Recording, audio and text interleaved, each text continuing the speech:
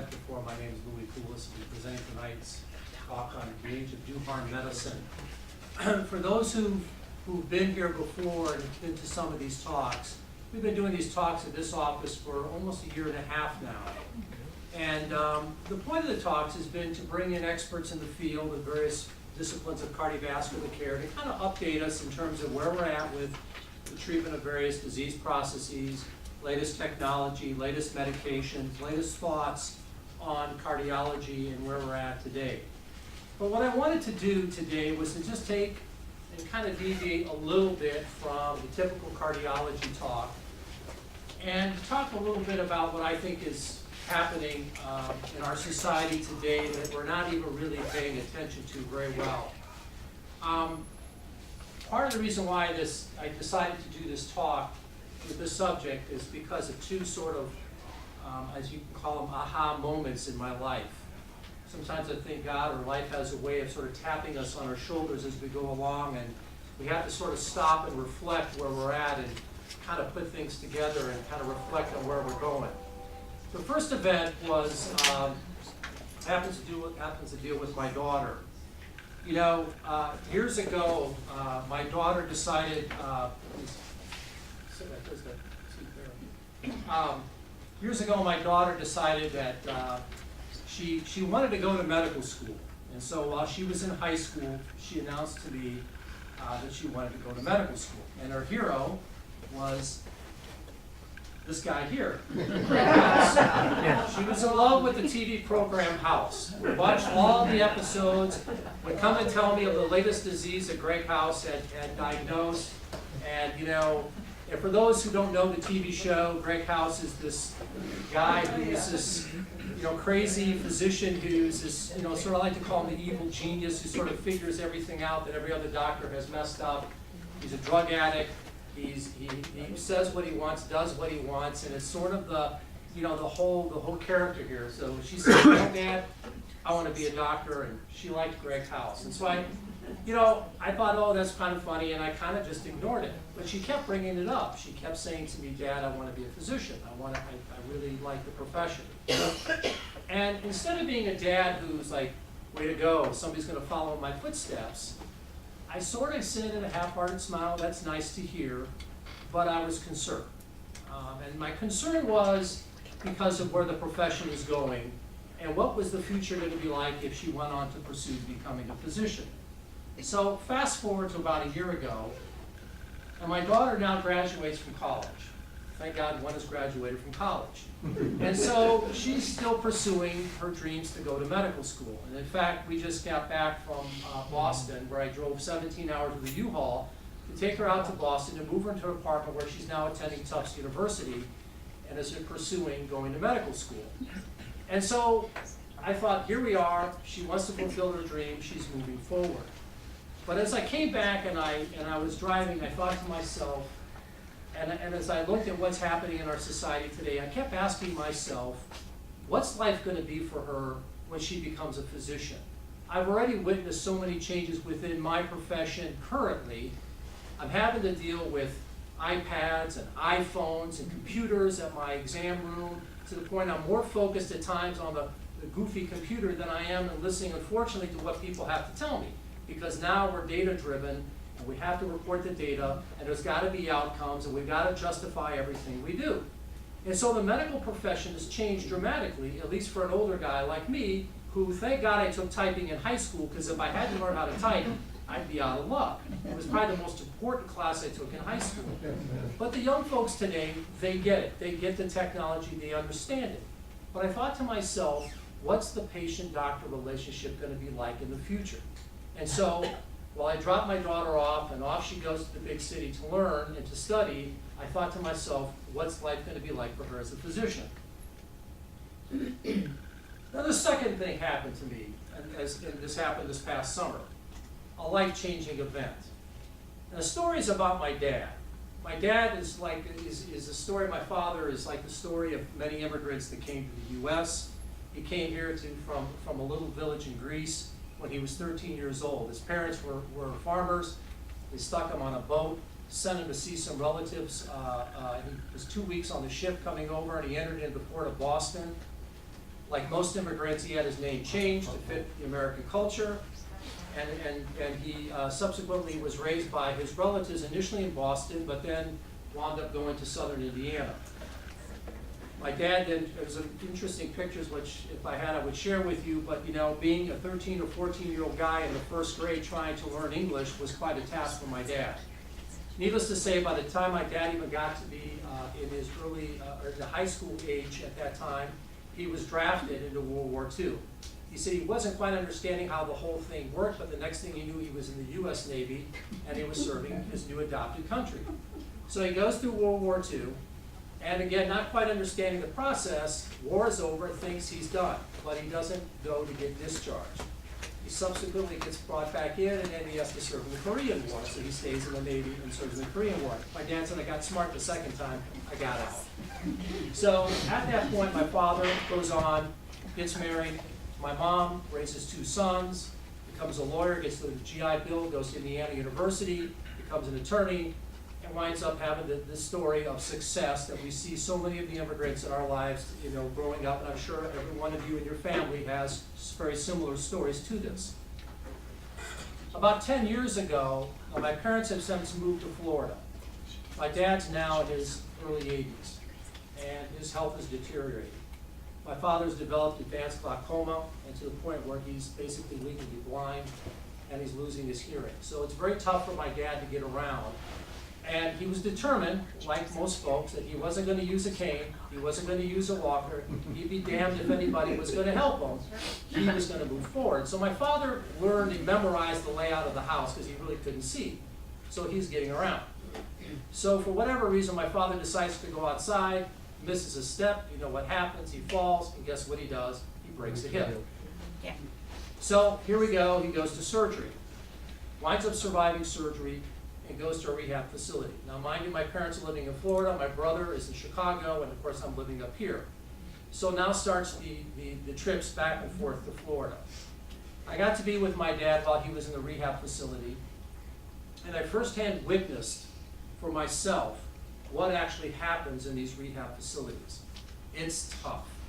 If you're old and you're in a rehab facility, it's tough.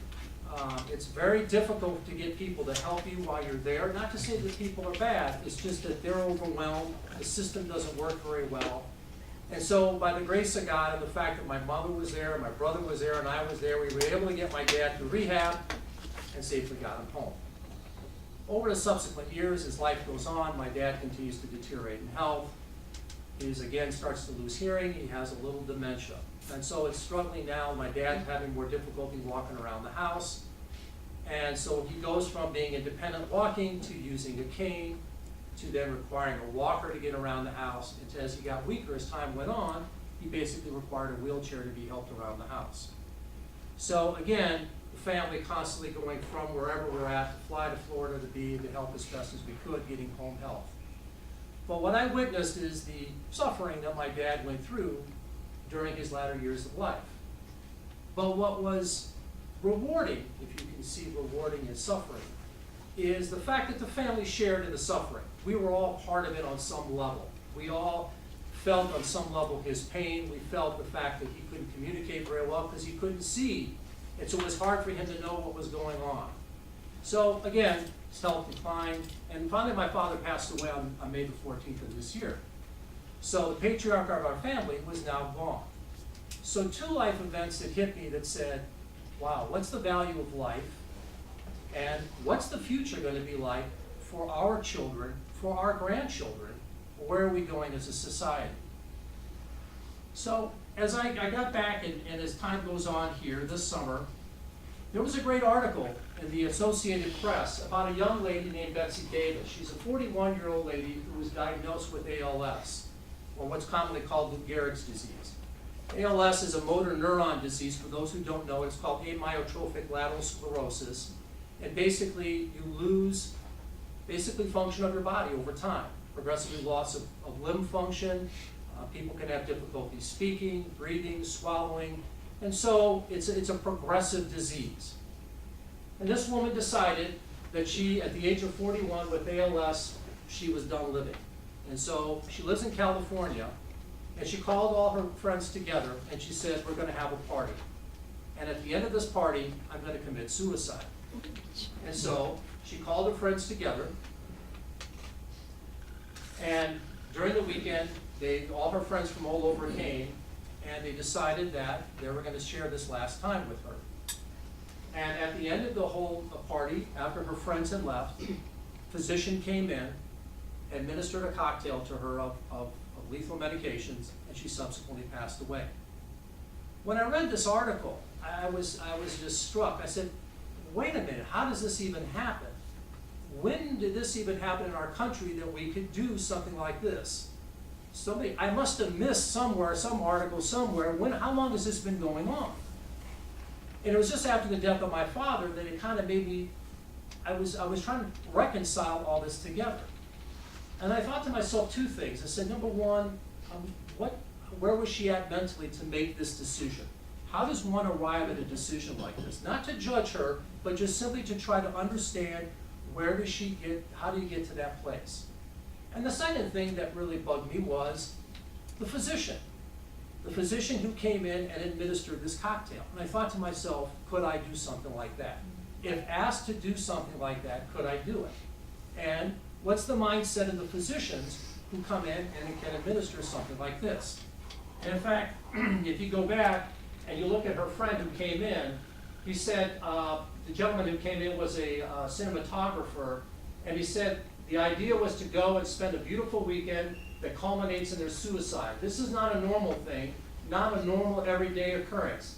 In the background of lovely fun, smiles, and laughter, we had the weekend with the knowledge of what was coming. And so this was the background of what is happening. And so I thought to myself, well, is this something isolated events? Where are we at? And I remember all the times of Dr. Kevorkian and all the issues that were brought up at that time. And I thought, well, where are we at with this? What's happening in our society? So it got me going back to saying, well, who am I? And I started to reflect on myself a little bit. And I said, who am I as a physician? And what would happen if I was asked by the federal government or state government to do the same thing that this physician did in California? Would I be able to do this? And what are my fundamental beliefs? Well, it goes back to looking at the Hippocratic Oath. Now, Hippocrates, for those history buffs, lived somewhere up between depending upon who you read, 300 to 500 years before the birth of Christ. Okay? This guy was an avant-garde physician for his time. And the oath that he put together is unbelievable with what he was thinking back in those days, in the ancient days at that time in Greece. And basically, what he said was, first off, in the very top here, what we see is that he swears an oath. Now, mind you, Hippocrates was worshiping pagan gods, but he realized that what his job was a divine job. And that he took and he swore an oath to the gods at that time that he was worshiping. Interesting. The second thing he says was, I will do no harm. I will not do anything to my patient that will ever jeopardize them. The third thing he said is, I will not give a lethal drug to anyone if I'm asked, nor will I advise such a plan, and similarly, I will not give a woman a pessary to cause an abortion. Interesting for a guy who lived back in ancient times. This is one of the reasons why we don't take the Hippocratic Oath today, because of this statement here, because it flies against our culture today. He also says, in purity and according to divine law, I will carry out my life and my art. So again, realizing that as a physician, he has a divine responsibility. He says, in whatever homes I go, I will enter them for the benefit of the sick, avoiding any volunteer act of impropriety or corruption, including the seduction of men or women, whether they are free or slaves.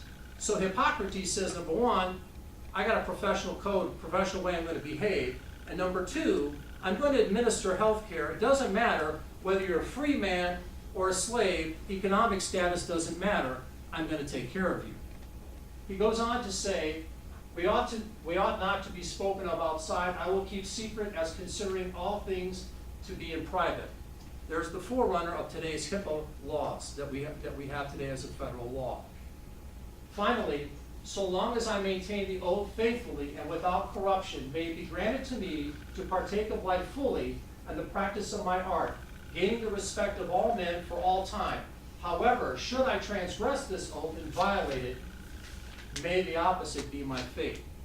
So he actually looks at retribution if you don't carry out this oath. Again, he sees himself in his role being one more of a divine role than what we see today in contemporary physicians. What happened subsequently is the Hippocratic Oath basically has been modified many, many times over the years. And in fact, its initial modification was back in the 1960s by the World Health Association. Now, the World Medical Association was formulated because this group came together after World War II, after the atrocities that occurred in Nazi Germany. And so there had to be some sort of medical ethics that said, hey, we got to draw the line here on what physicians are going to do and not going to do. So in 1960, they ratified the Hippocratic Oath and said, guess what? We're going to take the utmost respect for human life from the beginning, and we're going to make it more of a secular obligation and taking out any presence of God or gods so as to make it more secular at that time. So the first landmark change of the Hippocratic Oath occurred back in the 1960s. But as I said, subsequently there have been many, many changes to the Hippocratic Oath. Cornell University published what I call the dummied down Hippocratic Oath. And basically the authors of the Hippocratic Oath, Cornell University basically took it on themselves and said, this is how we're going to give the Hippocratic Oath. And they basically said we want to change it because we want to respect the diversity of perspectives of faith and belief. And instead of saying I swear, I now vow. Because vow is more of a secular term. It takes away the fact that if you swear, you're swearing to someone, typically a higher being. And so they changed that. And the revised oath ends on a more positive note because of the fact that they didn't want to fear that the new physicians to fear that there would be retribution for if they didn't follow through on the oath. And so they said, in the end it says, it concludes, I make this about freely and upon my honor, underscoring it's more of a personal responsibility as a guidepost in one's profession rather than answering to a higher power. So what we're seeing here is change in life and how we view life, and now we see change in the role of the physician. And this has been going on now for quite a while. Sorry. And so, 1982, I'm a first-year medical student sitting at Indiana University. And I'll never forget, we're all sitting at our desks. And mind you, nobody takes the Hippocratic Oath anymore. So I just, I never took the Hippocratic Oath. And our dean came in, and he said to us, primum non nocere, do no harm. That's all he said. And he repeated it several times to the point that we had it all drilled in our heads, you do no harm, and that was it. And so that's where we started back in the 1980s, but understand that the Hippocratic Oath, while it is maybe administered in some schools, it is not the original form. No one is even close to giving what was the original form of the Hippocratic Oath today. In 1949, in the New England Journal of Medicine, Dr. Leo Alexander published this article. And this was after the atrocities in Nazi Germany. And he states, we can clearly discern what a biologically oriented society looks like. A culture in which the deaths of the most vulnerable is seen as having greater value than their continuing lives. Americans should remember that the enormity of the euthanasia movement is present in their own midst. And so that was published back in 1949, okay, over 50 years ago. And so we see that even back then, the euthanasia movement was moving forward. So, where are we at today with euthanasia, or what we call physician-assisted suicide? The first country in the world to legalize euthanasia was in the Netherlands in the year 2000, okay? Subsequently, Belgium in the year 2002 legalized euthanasia. Who do they look at for euthanasia? They look at people who have terminal illness or illnesses that they deem are irremediable, either because the treatment is not working or the patient doesn't like the treatment, it just doesn't work for them anymore. So they look at those folks. The mentally ill, okay? They look at people who have deformities and can no longer function in society. These folks are euthanized. okay? And this is done by physicians who are licensed by the country to go ahead and administer the cocktails that are necessary to as they say, do the deed. But Holland and Belgium have gone a step further. In fact, in a recent publication, 2011, the Applied Cardiopulmonary Pathophysiology, not only do we euthanize, but we now harvest organs. And so this is an excerpt from this publication that says that donors were admitted to the hospital a few hours before the planned euthanasia procedure. A central line was placed. A central line is a large IV. We typically put central lines either in the big vein in the neck, sometimes in the leg, or underneath the collarbone. The reason why we put central lines is because we can administer a large volume of medication in very, very quick fashion, unlike the type of veins, the type of intravenous lines you may see in an arm. And so central line was placed in a room adjacent to the operating room. Donors were heparinized. Heparinization are blood thinners. So they give you an intravenous blood thinner. Why? Because they want to preserve blood flow to the organs. They don't want the blood clotting off after you die. And so immediately before a cocktail of drugs was given, so they give the heparin, the cocktail of drugs was given by the treating physician who agreed to perform the euthanasia. The patient was pronounced dead on cardiopulmonary criteria by 3 independent physicians as required by the Belgian legislation for every organ donor. The deceased was then rapidly transferred, installed on an operating table, and intubated. In other words, they put a tube down his throat to breathe for them for harvesting of the organs. And that's happening today. Fast forward. Journal of Medical Ethics, the British Medical Journal. This is an excerpt. This is published in March 2016. The dead donor rule states that donation should not cause or hasten death. Since a patient is undergoing euthanasia has chosen to die, it's worth arguing that the no-touch time, that is the time between cardiac arrest and procurement, could be skipped, contributing to the quality of the transplanted organs. It is even possible to extend this argument to a heart-beating organ donation euthanasia, where a patient is sedated, after which his organs are removed, causing death. And that's where we're moving. That's where we're currently moving in Europe today. And this is being published now in peer-reviewed journals. The arguments that are being put forth today in all of this across the world are by bioethicists who look at the relative, not the absolute, but the relative value of life, okay? And are now looking to say we must serve the greater good. So, before you say, well, geez, that's happening in Europe, we're good here in the States, nothing's happening. Western Medical Journal. This was published actually back in 1970. The traditional Western ethic that always placed great emphasis on the intrinsic worth and great value of every human life is being eroded at its core. It will become necessary and acceptable to place relative rather than absolute values on such things as human life. This is a quote from this journal. And in fact, in conclusion, it's not too early for our profession to examine this new ethic, recognize it for what it is and what it will mean for human society, and prepare to apply it to a rational development for the fulfillment and betterment of mankind, in which is almost certain to be a biologically oriented world society.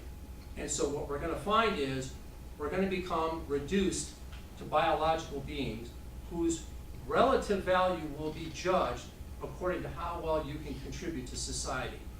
And at the end of sort of your usefulness, they'll be able to do things such as euthanasia or procurement of organs. So, where are we at in North America with euthanasia? Well, the first place to make it legal was in the province of Quebec back in June 9th in 2014, and they called it their Medical Aid in Dying Act, okay? 2 years later, even though the Canadians initially fought it, in rapid succession, 2 years later after Quebec proved it, the entire Canadian, the country of Canada now has a medical assisted suicide act for patients that we talked about.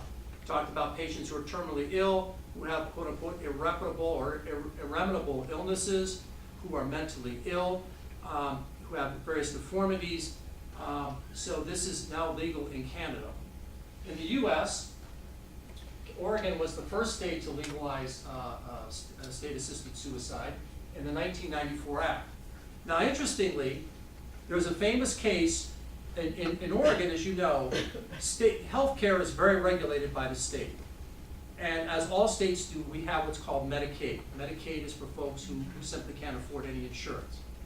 So there were two people who came in who were on Medicaid. Both patients had cancer, advanced cancer. And basically, they had the opportunity to obtain life-lengthening chemotherapy.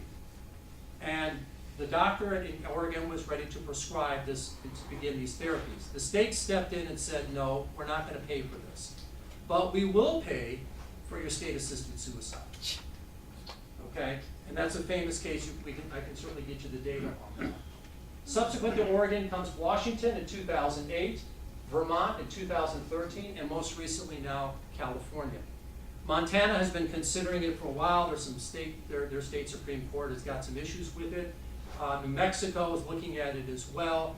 But it's just a matter of time before all the states are going to get involved in this in some level. Currently, there's nothing in Wisconsin that I was able to find on this, but I think the Midwest is sort of the last to acquiesce to a lot of these things, but it's all coming our way. And so a consensus statement was brought out by Oxford University. And I won't go through all this with you because it's kind of a busy slide. But the bottom line, to cut to the chase on this, there's two slides on this, it states that a physician is obliged to carry out these physician-assisted suicide. It is our duty as physicians to do this. Why? Because A, the patient will want it, B, it's for the greater good of society. And if a physician makes a conscientious objection to this, then basically the physician will have to pay the healthcare system for not doing it. Some retribution will occur to the physician for not carrying this out, irregardless of what his moral standards are. And so this is now this was published by Oxford University in Great Britain, published in the British Medical Journal, and again reflecting what is the current thoughts by many of the bioethicists in the world. So, I'm going to take a step back, because what we hear is folks who have terminal illnesses, and people love to wave the flag on ALS because it's such a terrible disease without any cure at all. I want to read to you an essay that was published by Robert Salamanca, I Don't Want a Choice to Die. And it says, I lived with ALS for 7 years. On January the 8th, the Supreme Court heard arguments concerning whether terminally ill people have a constitutional right to physician-assisted suicide. After a 2-hour hearing with its blending of emotional law, the justices seemed highly skeptical. I hope so, for as Chicago's beloved Cardinal Joseph Bernardine wrote to the Supreme Court just before he died, there can be no such thing as right to assisted suicide because there can be no legal and moral order which tolerates the killing of innocent human life even if the agent of death is self-administered. Creating a new right to assisted suicide will endanger society and send a false signal to the less than perfect life is not worth living.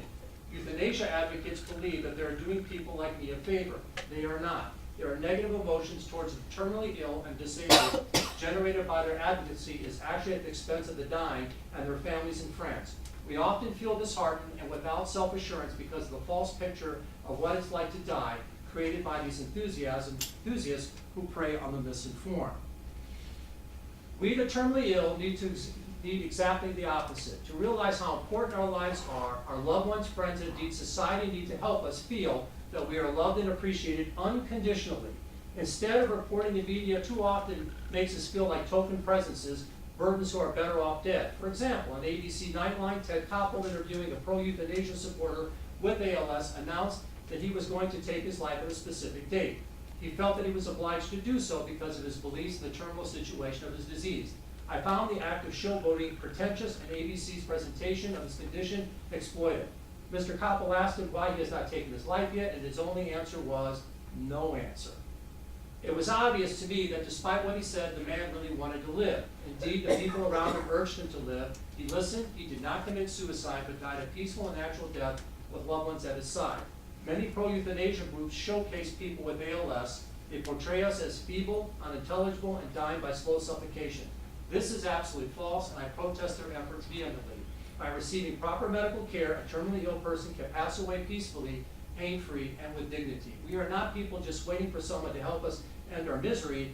but to the contrary, we are people reaching out to love, to be loved, and waiting and wanting to feel life at its best.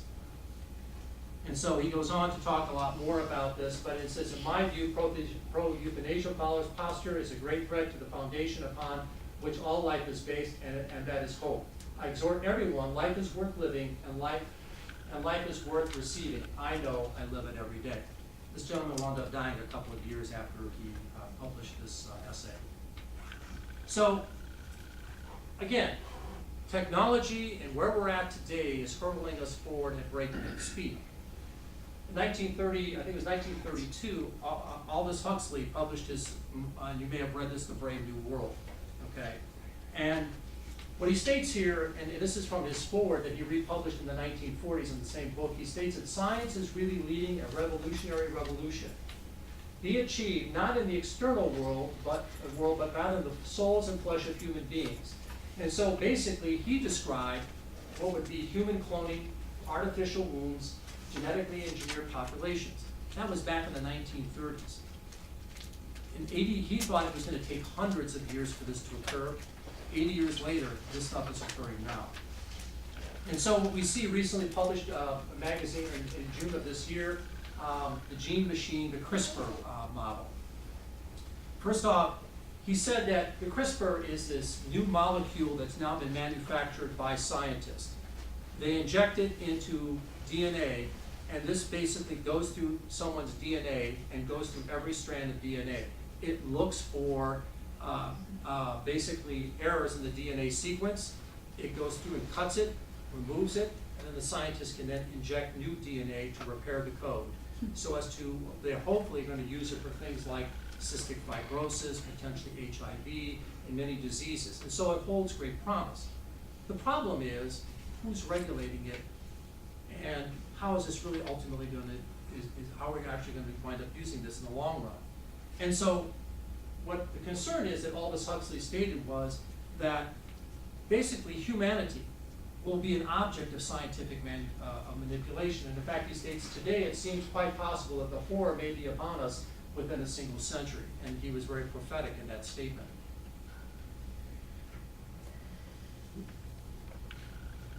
Early 2000s, we all remember Dolly the sheep, the cloning of animals, okay? We now, because we understand the genome, we understand genes, and in fact the Human Genome Project has been complete. Computers have now mapped the entire human genome.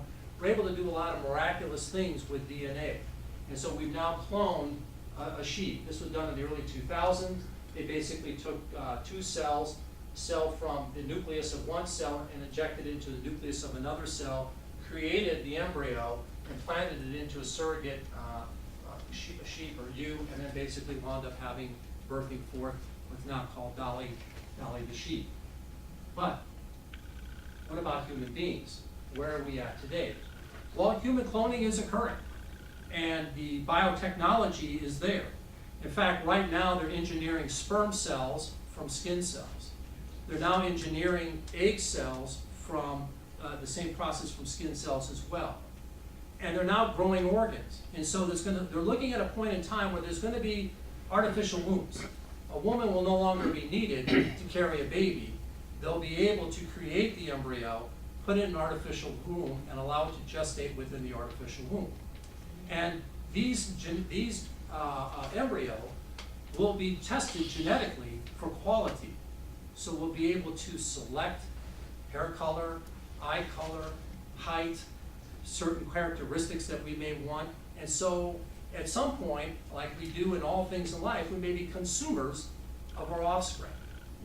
And so we can see where the entire family unit changes because of what's happening in scientific manipulation. And this biotechnology is hurtling at breakneck speed. And yet no one is talking about this. No one talks about this.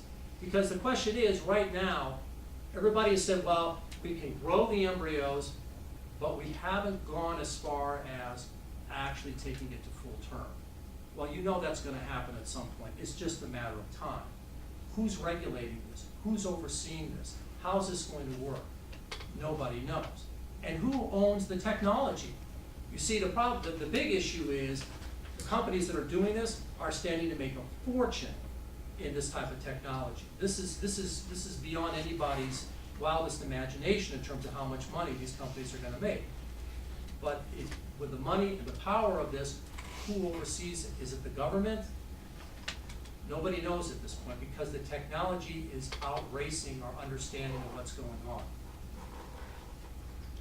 And so, do lives matter? Do all of our lives matter? This is the big thing today. This guy's life matters, that guy's lives matter. Do lives matter? You know, who lives and who dies? What's the threshold that determines that? Is it after the age of 70? That's it? Is it because you have a certain, you were born with a certain problem that you're not of value to society, so your life doesn't matter anymore? In fact, bioethicists are now arguing that point at this very moment, because there was one scenario where a bioethicist said that if there was 200 pigs and an infant trapped in a burning building, which should we save, the pigs or the infant? The bioethicist says we save the pigs. Why? Because the infant doesn't understand his own human worth. He's not contributing to society yet, and so we're going to go after the pigs because the pigs provide us some benefit. There are people arguing this point as we speak. And so this stuff is happening. So, are humans exceptional? That's the big question. Do we think that we're exceptional? Many people believe that we're not. Many people will argue that we're no better than what's his name, Harambe, the gorilla that was recently euthanized to save the little boy, or these other things that have occurred. So the question is, are we truly exceptional? Well, depends upon your beliefs, if we're truly exceptional or not. I like to think that we are. That's my dad about a year before he passed away. But I like to think that we are, because the human being is the only species that has a moral compass, that has a duty, that can think abstractly. That's what differentiates us from, if you look at this just from a functional standpoint, let alone a spiritual standpoint, well, what we can do. We have duties in our lives. We have duties to each other. We have duties to our wives, to our children, and how we conduct ourselves. We are the only species that does that. And so to me, the answer is, are we exceptional? The answer is yes. But the question is, we as a society need to embrace what's going on, and we need to be aware that this stuff is happening. And you may say to yourself, well, I'm old and it's not going to bother me because by the time this stuff is going to happen, I may be gone. Maybe. But it's going to happen to your children, to our children. It's going to happen to our grandchildren. It's going to happen in what's the future positions of the world going to be faced to do. These are the questions that kind of hit our society today. It's certainly not any of the campaign things that we hear today. This is not even on the radar. But this type of stuff should be, because the very essence of who we are in our families is about to change. Thanks. Questions? Of the states that passed it, how many of the doctors quit? None that I know of, but I will tell you, here's what's happening with the doctors who morally say, I cannot do this. What they're obliged to do is they're obliged to then refer the patient to a doctor who will do it. But here's the problem, and now there's a new term come out called medical martyrdom. Because the problem is, if you, let's say you come to me and I say I can't do it, and I refer you to Dr. A, who's going to do it. Even though I'm not doing it, I'm facilitating your death. And so I'm still involved with what you're about to do, okay? So physicians are saying, if this is the way it's going to be, I'm quitting. And in fact, in Australia, that's happening right now. In Victoria, Australia, doctors are mandated to do this. If you can't do it, then you find somebody who can. So Australians from the province of Victoria are moving to another part of Australia to get away from this. But they know it's coming their way again, and finally many physicians have said, if I'm faced to do this, I'm done with my profession. So this is the dilemma, and they're using the term medical martyrdom to talk about the doctors who may just simply walk away from their profession. Thank you for this. Really, I mean, Where would we have gotten this information if you had not given it to us? Well, it's interesting because, you know, you read about this all the time and you ask yourself, where are we going as a society? Now, this is just my view. There are a lot of people who will oppose me and say, you're nuts, we need to do that. And I understand that, everybody's got their different opinion. But I look at this and I look at where I wanted to be as a physician and as a father and as a son, and, you know, just the whole familiar, the family, and where we're going as a society. I'm saying to myself, where's this gonna stop? Who's gonna call a timeout and say, what are we doing? But my concern is that this thing is moving so fast. It's kind of like, you know, every time I turn around, you know, my son was like, oh, Dad, the new iPhone, whatever came out. I'm like, I can't keep up with the last iPhone I got. You know, but that's how technology is moving so quickly. And that's my fear. And honestly, we're all sort of in that vulnerable group that they're gonna look at us and say, see ya. Yes? Are churches tempting to intervene? There has been some churches that have intervened. The problem is they're not being heard. And I think there has to be a stronger coalition of the churches to come together and put denominational differences aside and sit down and say, we need to confront this. And I think that that's gonna happen, but as it stands right now, you know, it's not very effective. Yes. Is it coming from universities? Yes. Well, and this is where the bioethicists are. You know, Princeton University, one of the most prestigious universities in the US, has a gentleman by the name of Peter Singer, who's and you may have heard of him, but he's an Australian who is a world-renowned bioethicist, and he is really pushing these things. He does not see the difference between a human being and certain animals. Philip Singer? Peter Singer, yes. How do you contrast this with the idea that life is being extended beyond what it should be sometimes? When death is at the door and Yes. everything is being done and... Well, and that's a good question, because that's why we created the model of hospice. And I will tell you that the hospice systems are flawed as well. But that's what it was designed, the original intent, and I forget her name, who's a lady who conceived hospice, but the whole model was to say that we understand that the death process is occurring. We're not stopping the death process. What we're trying to do is to create a model or an environment that allows the patient and the family to make that journey to the next phase. So you're right. That sometimes, you know, there has to be an understanding and communication with the patient and family. And I have this communication a lot. You know, as a physician, I have the tough job of sometimes sitting down with folks, and I just did it earlier this week, where you know that what we were doing wasn't making things better. And you look and you sit down, and you know, most people understand that they're gonna die. It's part of our lives, it's part of who we are. And depending upon your belief system and all that, we accept that. But the problem is we are driven in a consumer society that says, well, you know, I deserve to live as long as I can. I deserve to get this, I deserve to get that. And so we're driven on some levels to continue to push forward. But I think what you find, if you sit down with people and you talk with them and help them to understand where they're at, most folks do okay. And they're able to make that transition. And it's important that they have the support system. Just like that gentleman, Mr. Salamanca, said that he realizes he's gonna die.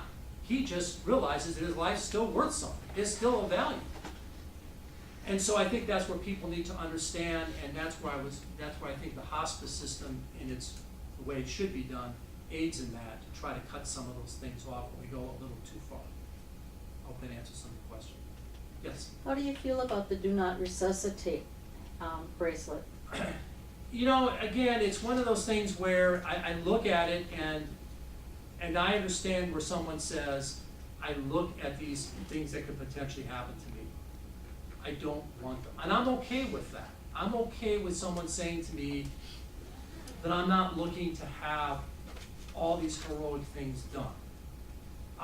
You know, like for instance, if, you know, it's one thing to say, well, the guy's a 40-year-old individual, you know, and you're looking at something that's reversible, you know, I might sit down and talk with them. We can treat this, we can make it better.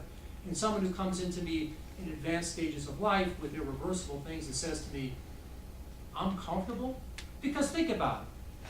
What did we do 50 or 100 years ago? Did we have do not resuscitate orders back then? No, people died.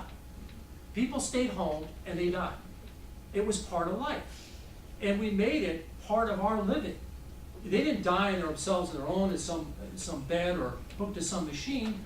They died at home with their families surrounding them. So I look at do not resuscitate in an individual. I don't simply say I like all do not resuscitate, but I look at it individually and say, you know, and sit down and talk with the patient as they're making this decision. What are they looking for? Where their comfort levels are with the treatments that they're receiving. So, you know, I'm not totally against it, but I don't buy that everybody should just be blanketed and says it's a DNR bracelet. You know, and the problem with the DNR bracelet is it announces to everybody in the world, here I am, I'm a DNR, which shouldn't be. But because the laws are the way they are, and the paramedics have to come in and they can't do certain things if they see the bracelet, we're forced to do this. Again, this is the legalization of these types of processes. So again, it's kind of this, you know, we create these images for people in our society in terms of dying. Any other questions? Yes? More of a statement. Please understand that biologists and scientists who develop a lot of these things get very upset because they know full well that they can maybe make this work, and they don't always understand what can happen with it, but they know full well somebody is going to can use it for evil, and that's very, very frightening. It is tough, and I think many of the guys, and I agree, many of the scientists and biological folks who do this, the bioengineers who look at all this, may have the best of intentions. Unfortunately, you know, you get corporations and people looking at this, and it's the economic potentials that they see in this. It's tough. It's very difficult. And like I said, the wrong hands, wrong regulations, we can get into trouble. Any other questions? If you could just make comment on, I think it's important to have, especially as you age, like a healthcare power of attorney. And maybe not the same person who is got the financial power of attorney and the kind of person you pick for something like that. And I'm willing to bet there's people in this room that probably don't have that. If you know, and if you probably have run into that, where somebody's, you know, can't make a decision. You know, That's true. How do you? It's true. Well, first off, it's a very emotional decision. It's one thing to say you need to do this. It's incredibly emotional to sit down and talk about your mortality and to make that decision. And then the question comes down to, really, it's another very emotional decision. Who do you trust? And is it someone who's financially motivated such that if he can move you along, he gets the inheritance? Well, probably not the person you necessarily want helping you out. But that exists. And so it is a discussion that I think all of us need to have. And I think the problem is, and I've seen this so many times, where we get to the point where many of us, you know, we're faced with these end-of-life decisions, and it's at the 11th hour, and so many things are occurring, and you as the patient, or I as the patient, certainly don't have the competency to make those decisions anymore, and then it gets thrown on the family member. Well, then there's the guilt of the family member who's looking at this going, what do I do? You know, and what decisions do I make? So I think it's important that you talk with family, and depending upon your faith, you talk with your pastor, your priest, what have you, and you know, this is a huge decision, because it depends on how you look at life or death. Do you look at it as, this is it, done, over, or is this the next transitional point in my life? It depends upon your background, your faith, what do you believe? And so I think all of that comes in together, but I think it's important that we all have that discussion with our family members to kind of start putting things in line and say, what if this should happen? And who is that power of attorney? And is that person's values the same as yours? Unfortunately, sometimes it doesn't always happen. Yes, sir.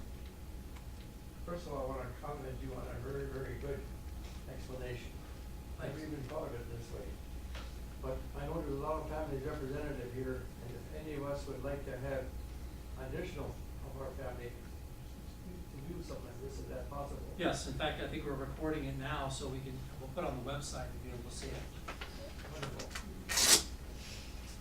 Yes. You brought up an interesting dilemma with the Medicaid refusing to pay, but they would pay for the assisted suicide.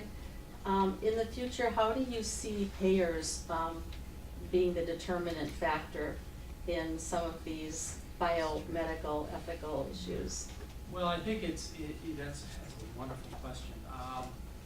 It's gonna be interesting because, first off, I think that a lot of the payers, as far as this bioengineering, let's start out with that, are not gonna pay for a lot of these things because it's gonna be incredibly expensive, and there's just no way that these payers are, I can tell you, for instance, right now, there's a new drug that just came out in the cardiology field for the treatment of patients with high cholesterol that are intolerant to statins. It's a new biological medication. You literally inject it once every 2 weeks, and we've had phenomenal results. It's incredibly expensive. Guess what? Insurance companies say, ain't paying for it. Okay? And we protest, and we say, look at the numbers, look at how many drugs they took, and they say, you know what? I ain't paying for it. So this stuff is gonna be off the wall. The people with financial means, okay, who want the designer babies and who want some of these other things, yeah, there's gonna be a lot of a cash, and this is where the big bucks is gonna be made. It's gonna be a cash-only thing. Where the government's gonna step in, and I don't know if it's gonna become how this is gonna play down the road with the Affordable Health Care Act and how this thing evolves down the road, but I think the government is gonna pay for physician-assisted suicide. Because if you look at it, it's a lot cheaper to die than to invest in keeping someone going. And so I see that happening more than some of the higher-end biotech stuff that I just talked about. And it kind of gets into a society that's determining, we used to call this eugenics, where who lives and who dies, and we're tailoring a society of what we desire. It kind of goes back to even like